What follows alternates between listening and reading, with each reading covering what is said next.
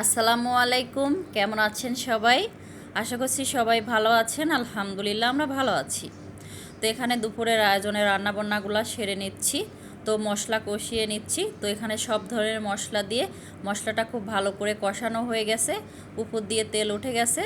তো এখানে হচ্ছে কবুতরের মাংস রান্না করার জন্য পরিষ্কার করে কেটে বেছে নিয়েছি। সাথে দিয়েছি দুই একটা আলু একটু ছোট ছোট করে কেটে দিয়েছিলাম, একটু পেঁয়াজ কুচি, মানে পেঁয়াজটা একটু গোটা গোটা করে রেখেছি, দিয়েছি রসুনের কোয়া। তো যাই হোক, মশলার ভিতরে খুব ভালো করে অনেকটা সময় নিয়ে একটু ভাজা ভাজা করে কষিয়ে নিতে হবে। তো মশলার সাথে যে কোনো খাবার দেখা যায় খুব সুন্দর করে ভাজা ভাজা কষিয়ে রান্না করলে খেতে অনেকটাই মজা হয়। আর এদিকে পাশের চুলায় রসুন আর হচ্ছে শুকনো মরিচ একটু তেলের মধ্যে ভেজে নিয়েছি।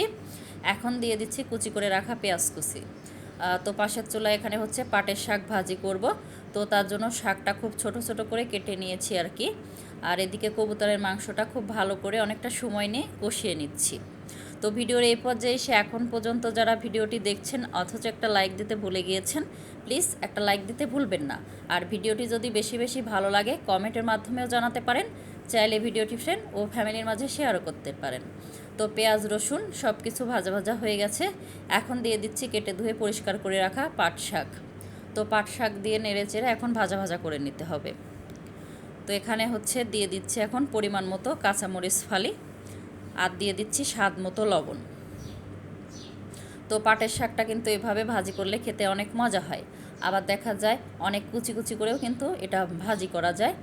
তো যাই হোক, আমি খুব সুন্দর করে সময় নিয়ে এটা ভেজে নিচ্ছি, মিডিয়াম টু লো হিটের মাঝামাঝি রেখে।